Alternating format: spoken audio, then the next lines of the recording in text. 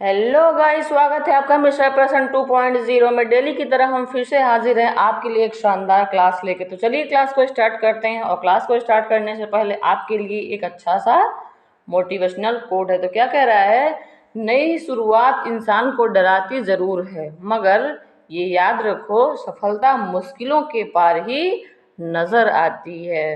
That's fact. क्या कह रहा है, जब आप शुरुआती करते हैं किसी चीज़ के लिए, जैसे यूपीएससी एस्पिरेंट होते हैं या फिर कोई भी एग्ज़ाम ले लीजिए, तो स्टार्टिंग में मुश्किलें आती हैं आपको। मतलब ये लगता है पता नहीं मैं कर पाऊँगा या कर पाऊँगी कि नहीं, मैं सफल हो पाऊँगा कि नहीं। बट क्या है कि जितनी ही क्या कहते हैं हार्ड वर्क आप करते हैं, जितनी ही आप पढ़ाई अच्छे से करते हैं, परसिवरेंस या अच्छे तरीके से, तो आपको उसमें किसी भी लाइन में जाइए समस्याएं आनी ही आनी है। मुश्किलें हर चीज़ में आती है। ऐसा नहीं है कि आप बिजनेस कर रहे हो तो मुश्किल नहीं आएगी, पढ़ाई कर रहे हैं या फिर घर का कोई काम कर रहे हैं या अपनी लाइफ का हो गया, हर जगह पे आपको मुश्किलों का सामना करना होता है। लेकिन ऐसा नहीं है कि आपकी लाइफ में हमेशा मुश्किलें ही रहेंगी। मुश्किलों के बाद, हर्डल्स पार करने के बाद ही आपको एक सक्सेस मिलती है। तो चलिए क्लास को स्टार्ट करते हैं। जहाँ पे मैंने क्लास को छोड़ रखा था वहीं से क्लास की शुरुआत करते हैं। तो क्या चल रहा था आपका, इडियम्स और फ्रेजेस चल रहा था, है ना। तो जहाँ से वहाँ पे छोड़ रखा था फिर से वहीं से स्टार्ट करते हैं, आगे लेते हैं कि आगे जैसे मोस्ट इम्पॉर्टेंट जो आपके फ्रेजेस पूछे जाते हैं, इडियम्स पूछे जाते हैं, वही हम आपके लिए लेके आते हैं। कोई एक्स्ट्रा बर्डन नहीं डालना है आपके ऊपर कि आप उसको क्या करना है, कैसे करना है, आपको सेलेक्ट करना पड़े, ऐसा कुछ भी नहीं है। जितना एक ऑथेंटिक कंटेंट है इतना ही आप पढ़ेंगे, जिससे आपका जो वनडे एग्जाम से जिस एग्ज़ाम में आपके इंग्लिश पूछी जाती है तो वो वहाँ से कवर हो जाएगा। ठीक है, तो चलिए देखते हैं क्या है। तो क्या है, यहाँ से देखते हैं। अब देखिए, कल उस दिन मैंने आपको समझाया था और बहुत ही मतलब आसान एक तरीके से एक ट्रिक से समझाया था कि आपको कैसे याद करना है। ठीक है, ऐसे ही आज समझाते हैं। आप एक मतलब किसी चीज़ से कोरिलेट कर लेंगे ना। कोरिलेट करने का मतलब ये होता है कि मेरे बताए ही तरीके से आपको कोरिलेट नहीं करना, आपको जैसा भी लगे। मतलब ये क्या है, आप अगर किसी चीज़ को किसी वर्ड को किसी चीज़ से रिलेट करते हैं तो आपको वो कभी भूलेगा नहीं। आप उस चीज़ को देखोगे तो वो आपको याद हो जाएगा। ठीक है, तो क्या लिखा हुआ है, dragging its feet, dragging its feet. अब देखिए इसका पहले हिंदी मतलब निकालते हैं कि क्या होता है। ड्रैगिंग मतलब होता है खींचना, खींचना मतलब यह फिसल फिसल के चलना। इट्स फीट मतलब अपने पैरों को। जैसे अब क्या हुआ, ऐसे हिंदी क्या है, पहले हिंदी समझ लेते हैं। जानबूझकर देर करने के उद्देश्य से किसी काम को धीरे धीरे करना। मतलब किसी काम को आपको करना है, ठीक है, आप उसमें आलस्य दिखा रहे हो, आपको लेजी बना रहा है कि काश ये काम अगर आज ना होता कल हो जाए तो बेटर है। इसीलिए आप कोई काम करने जा रहे हो ना, आप एकदम पैर घसीट घसीट के कर रहे हो। जिस काम को 15 मिनट लगते हैं, आधे घंटे लगेंगे, उस काम को आप 2 घंटे 4 घंटे में कर रहे हो। अगर आपको कहीं पहुंचना है तो आप अपने पैर को इतने घसीट घसीट के चल रहे हो, जहाँ पे आधे घंटे तो क्या आप एक दिन में भी नहीं पहुंच पाओगे। इसका मतलब ये होता है। तो आप लोग इसको ऐसे समझेंगे कि अपने पैर को वो खींच खींच के चल रहा था। मतलब उसको वो काम करने का मन नहीं था, बट वो जानबूझ के उसको काम को धीरे धीरे करना चाह रहा है, मतलब कर रहा है। ठीक है, तो क्या है इसका मतलब, टेडी too reluctant to act. Reluctant मतलब अनिच्छुक होता है ना। रिलक्टेंट मतलब क्या होता है, अनिच्छुक होता है, मतलब किसी काम को उसका मन नहीं कर रहा। ठीक, ऐसे होता है ये, मतलब एक्टिंग कर रहा है, किसी काम को बिना इच्छा के वो कर रहा है। अब दूसरा क्या है, आउट ऑफ माई विट्स। मैंने आपको पिछले इडियम से बताया था कि विट्स मतलब होता है बुद्धि। विट्स मतलब क्या होता है, बुद्धि। आउट ऑफ माई विट्स मतलब मेरे बुद्धि के परे है, मतलब मेरे दिमाग के परे है। मतलब कोई क्वेश्चन आपको मैंने दे दिया, ठीक है, कि आप बच्चों आप ये क्वेश्चन बताओ कि कैसे करना है। तो आप लोग कुछ देर बाद सोचें, उसके बाद कह रहे हो मेरे दिमाग के बाहर है। मतलब आउट ऑफ माई विट्स मतलब मैं बहुत कंफ्यूज हूँ कि कैसे होगा मैम, मुझे नहीं पता है, मुझे नहीं समझ में आ रहा है, आप इसको बताइए। तो क्या है, आउट ऑफ माई विट्स मतलब मेरे बुद्धि के बाहर है। तो क्या है, ग्रेटली कंफ्यूज मतलब आप लोग बहुत कंफ्यूज हो कि इसका मतलब क्या होगा। ठीक, क्या है, टू प्ले सेकेंड फिडल। अब क्या है, अब इसका हिंदी मतलब समझेंगे। जैसे इसका मीनिंग होगा हिंदी में, वैसे ही इसका मतलब भी होगा।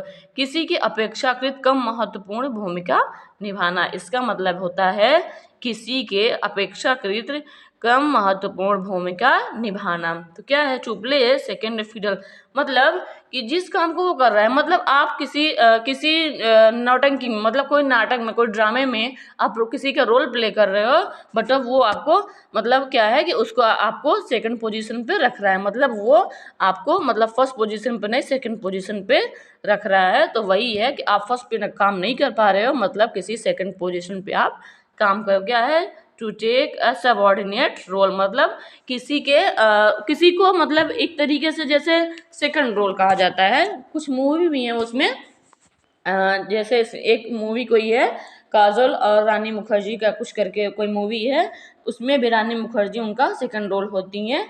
तो ऐसे ही आपको याद करना है कि किसी की जगह पे उसका रोल प्ले करना, रोल मॉडल रहना, वही है आपका सेकंड जगह पे काम का, टू प्ले सेकंड फिडल, मतलब किसी की जगह पे वो सेकंड रोल निभा रही है, ठीक है।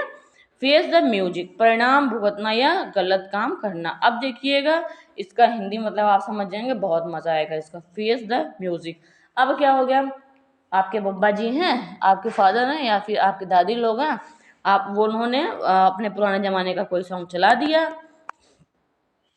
अब क्या हुआ, आप गए, आपको अच्छा नहीं लग रहा है, बहुत देर तक आपने सुना, आप गए उस सॉन्ग को चेंज कर दिया और अपने हिसाब से कोई सॉन्ग चला दिया, अच्छा सा कोई इस टाइप का, इस टाइप पे जो गाना चला हुआ है वैसे आपने चला दिया। अब आपके बब्बा उठे और आपके दादाजी दे दनादन थप्पड़ पे थप्पड़ लगाए जा रहे हैं। क्यों लगाए जा रहे हैं, क्योंकि आपने उनका सॉन्ग चेंज किया। अब वो आया आपके पास, आपने बोला कि मेरे को क्यों मार रहे हो, तो वो बोलेंगे कि नहीं तुमने मेरा सॉन्ग क्यों चेंज किया। तो आपको फेस तो करना ही पड़ेगा, जो आपको पनिशमेंट मिलेगी वो तो आपको फेस करना ही पड़ेगा, मतलब उस म्यूजिक के लिए आपको फेस करना ही पड़ेगा, क्या, पनिशमेंट, एक्सेप्ट द पनिशमेंट। तो यही है आपका फेस द म्यूजिक, मतलब हो गया फेस द म्यूजिक, उस म्यूजिक के लिए आपको पनिशमेंट फेस करना ही पड़ेगा। अब क्या है, अगला देखते हैं, अगला क्या है उसको देखते हैं, ठीक है। नेक्स्ट क्या है आपका, ये है आपका, हाँ, तो क्या हुआ है, on the wrong side of 70, मतलब क्या है, on the wrong side of 70। अब इसका आप हिंदी मतलब समझिएगा, समझ में आ जाएगा, 70 साल से ज़्यादा होना, मतलब 70 साइड के आप रॉन्ग साइड में जा रहे हो, मतलब 70 साइड से आप ऊपर जा रहे हो, मतलब रॉन्ग साइड मतलब इन द सेंस कि आप ज़्यादा ओवर एज हो रहे हो, मतलब आप बूढ़े हो रहे हो। तो मोर देन 70 ईयर्स ओल्ड, मतलब 70 साल से आप ज़्यादा के हो रहे हो। तो क्या हो गया, on the wrong side of 70, मतलब 70 के एबव, मतलब 70 के पार जा रहे हो आप। तो वही कह रहा है 70 के रॉन्ग साइड में आप जा रहे हो, मतलब एजेड हो रहे हो, है ना।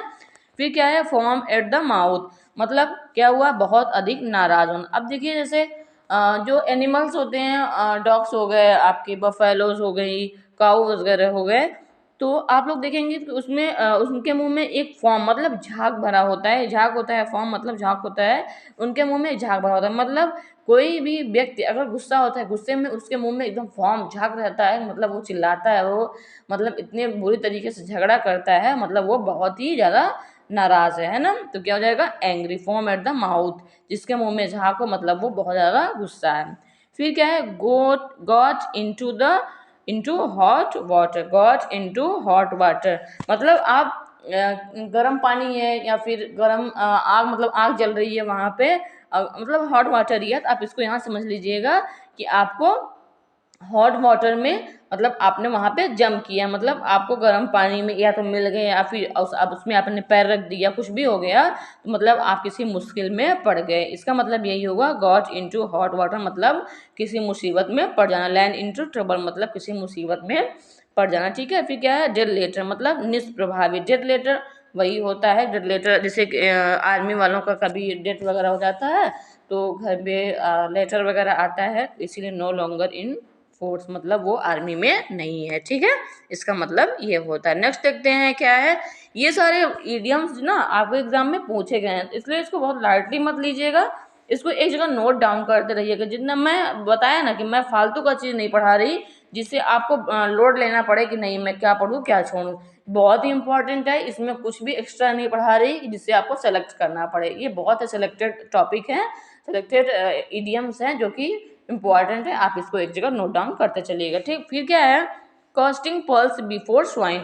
अब कास्टिंग मतलब हो गया फेंकना, पल्स मतलब हो गया मोती, बिफोर सामने, स्वाइन मतलब सुअर। स्वाइन मतलब क्या हो गया? सुअर हो गया।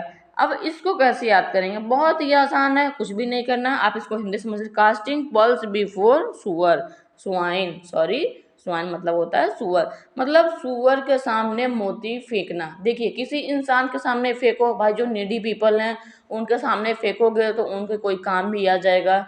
कोई कुछ जिसके यहाँ खाना पीना नहीं है वो उसको बेच के कुछ खाने पैसे ले लेगा, कुछ खाने पीने को ले लेगा, उसके काम आएगा। अब आप भैंस के सामने, कुत्ते के सामने, सुअर के सामने आप मोती फेंकेंगे तो वो तो वही हो जाएगा ना, भैंस के आगे बीज बजाना। तो यही मतलब है कि एक क्या है इसका, ये हो जाएगा भैंस के आगे बीन बजाना, मतलब सुअर के आगे मोती फेंकना, मतलब निरर्थक काम करना, मतलब निरर्थक, उसका मतलब कोई फल मतलब नहीं है ना। अगर आप सुअर के सामने मोती फेंक रहे हो तो क्या फायदा उसका, उसको तो पता नहीं चलेगा, है ना।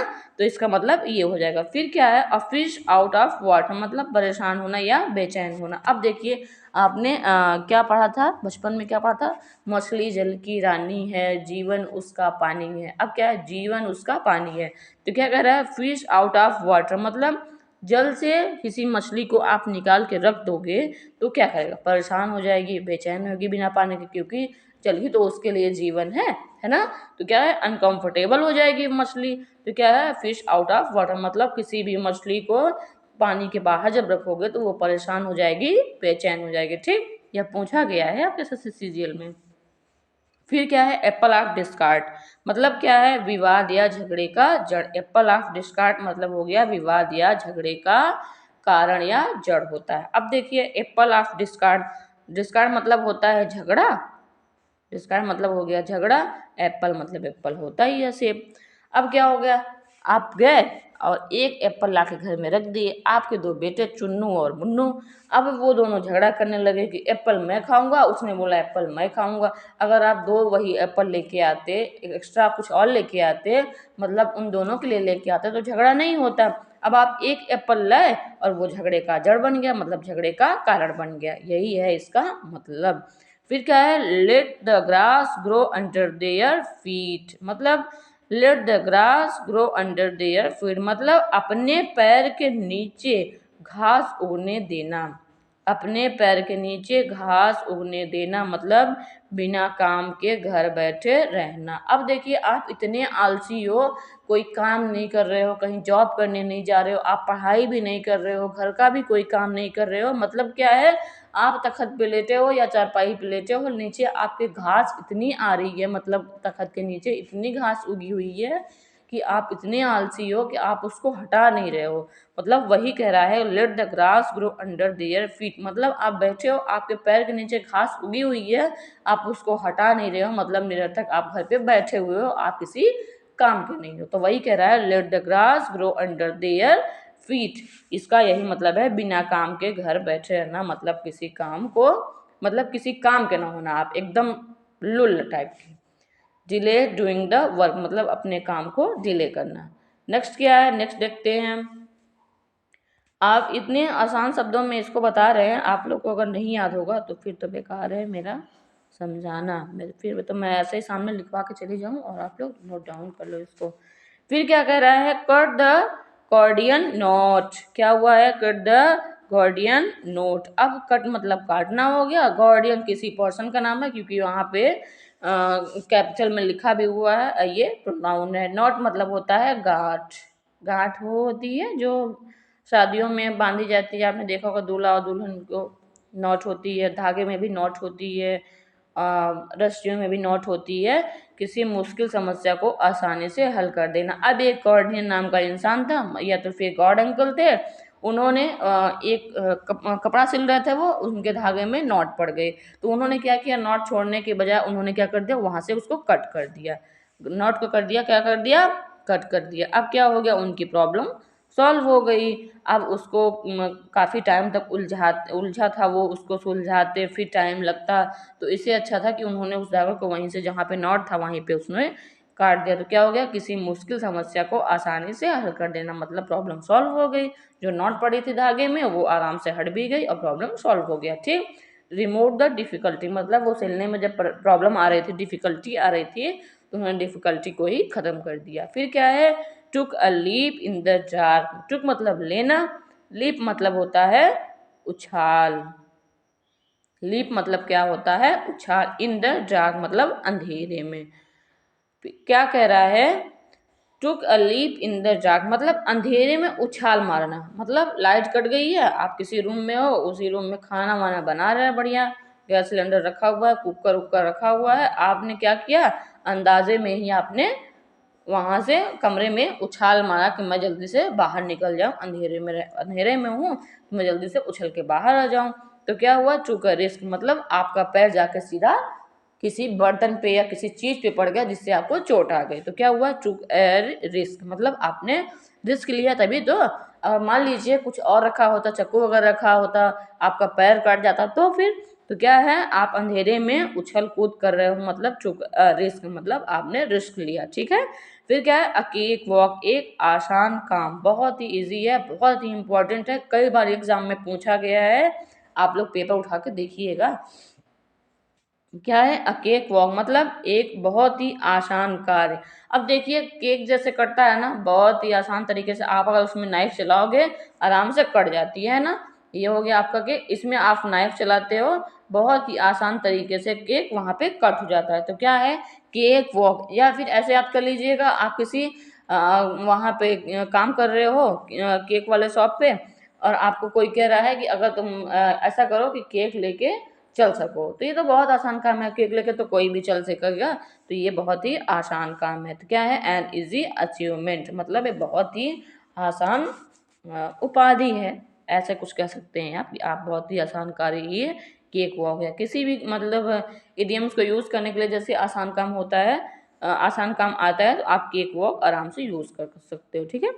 फिर क्या है, लेट स्लीपिंग डॉग्स लाई। अब देखिए इसको कुछ भी नहीं करना है, इसको आपको किसी को रिलेट भी नहीं करना है, आप सीधा सीधा मतलब लिखा हुआ है कुत्ते को सोने दो। अगर कुत्ता गलती से भी उड़ गया, बाय द वे किसी दूसरे के घर का कुत्ता उड़ गया, आपका उसके पूंछ के ऊपर पैर पड़ गई, आपने जगा दिया आहट से, तो फिर आपकी खैर नहीं, अल्लाह ही बचाए, भगवान ही बचाए आपको कि आपका क्या होगा अगर खुदा न खास्ता कुत्ता अगर खतरनाक निकल गया। तो क्या है, किसी को परेशान नहीं करना ताकि खुद के लिए परेशानी न हो जाए। अगर गलती से कुत्ते के पूंछ के ऊपर आपका पैर पड़ गया या फिर आपकी आवाज़ कुत्ते ने सुन ली, फिर तो आपका खैर नहीं, ना ही उसको प्रॉब्लम डालिए और ना ही खुद को प्रॉब्लम में डालिए। ठीक है। तो ये है इसका मतलब, इसलिए कुत्ते को क्या करिए, सोने दीजिए। ठीक है। कुत्तों से सावधान रहा करिए, कुत्ते बहुत खतरनाक होते हैं। फिर क्या है, दूसरा देखते हैं। ये देखिए दूसरा है, ये भी बहुत इंपॉर्टेंट है, ये तो कई बार पूछा गया है, बहुत ही अच्छा भी है, इसको ज़्यादा टफेस्ट नहीं है ये, मतलब आपको अच्छे से याद भी हो जाएगा। क्या है, be born with a silver spoon in the mouth मतलब एक धनी परिवार में जन्मा हुआ। देखिए किसी अमीर व्यक्ति के यहाँ बच्चा पैदा हुआ और उसको दूध या पानी वगैरह, पानी तो नहीं, दूध ही समझ लीजिए, दूध पिलाने के लिए उसको एक सिल्वर मतलब चांदी के चम्मच से उसको दूध पिलाया जा रहा है, मतलब वो बहुत ही धनी परिवार में जन्म लिया है तभी तो। नहीं तो वैसे तो हम लोग या तो निप्पल यूज़ कर देते हैं या फिर नॉर्मल स्टील का जो चम्मच होता है उसमें यूज़ कर लेते हैं ना। Be born with a silver spoon in a mouth मतलब पैदा होते ही उसके मुंह में चांदी के चम्मच से दूध वगैरह उसको पिलाया गया। Be born in rich family मतलब वो बड़े घर का होगा, धनी परिवार का होगा, तभी तो वैसा होगा, नहीं हम लोग के घर में तो वैसे भी ये सब नहीं होता है ना। फिर क्या है, अ मैन ऑफ स्ट्रॉ मतलब कमजोर या आसानी से प्रभावित होने वाला या बिना गुणों का व्यक्ति। स्ट्रॉ मतलब होता है, एक सेकंड इसको हटा देते हैं। स्ट्रॉ मतलब क्या होता है, तिनका। स्ट्रॉ मतलब क्या होता है, तिनका। क्या होता है, स्ट्रॉ मतलब होता है तिनका। अब स्ट्रॉ, ए मैन स्ट्रॉ मतलब जैसे कहते हैं ना, तुम्हारा तिनके भर का इज्जत नहीं है, मतलब तुम तिनके भर के नहीं हो, अगर तुमको फूंक मार दो तो तुम उड़ जाओगे, तुम तिनके भर का, तुमको एनर्जी नहीं है। ठीक है, ऐसे याद कर लेना, तुमको तिनके भर का एनर्जी नहीं है, तुम तिनके भर के हो, अगर कोई तुमको फूंक मार दिया तो तुम उड़ जाओगे। क्या हो जाएगा, उड़ जाओगे। तो क्या, अ मैन ऑफ अ स्ट्रॉ मतलब एक तिनके जैसा आदमी, मतलब कमजोर या आसानी से प्रभावित होने वाला इंसान। ठीक है, a man of a no substance. ठीक। To be above board, to be above board मतलब स्पष्ट या ईमानदारी भरा। अब देखिए क्या कह रहा है, टू बी होना, अबव मतलब ऊपर, बोर्ड मतलब बोर्ड होता है। तो जैसे मैं ही आपको पढ़ा रही बोर्ड पे, है ना, मैं ही बोर्ड पे आपको पढ़ा रही, तो मतलब मैं एकदम क्लियर ही पढ़ा रही हूँ, आपको क्लियर दिख भी रहा है और मैं ईमानदारी से भी पढ़ा रही हूँ, इसका कोई पेड भी नहीं है, पेड चार्जेस भी नहीं है इसके, आपको मैं फ्री में पढ़ा रही हूँ, मतलब ईमानदारी से पढ़ा रही हूँ और आपको फालतू का कोई लोड भी नहीं दे रही और कोई फालतू का कंटेंट भी नहीं दे रही। तो इसका मतलब यही है कि बोर्ड में जो पढ़ा रहे हैं वो स्पष्ट है और ईमानदारी भरा हुआ है, ठीक है। To be honest in my business deal, अगर किसी बिजनेस के लिए आप यूज़ करते हैं तो ये बेस्ट है, ठीक है, इसको आप बिजनेस में भी यूज़ कर सकते हो, ठीक। फिर क्या है, टू क्राई वोल्फ, मतलब झूठा हवा खड़ा करना।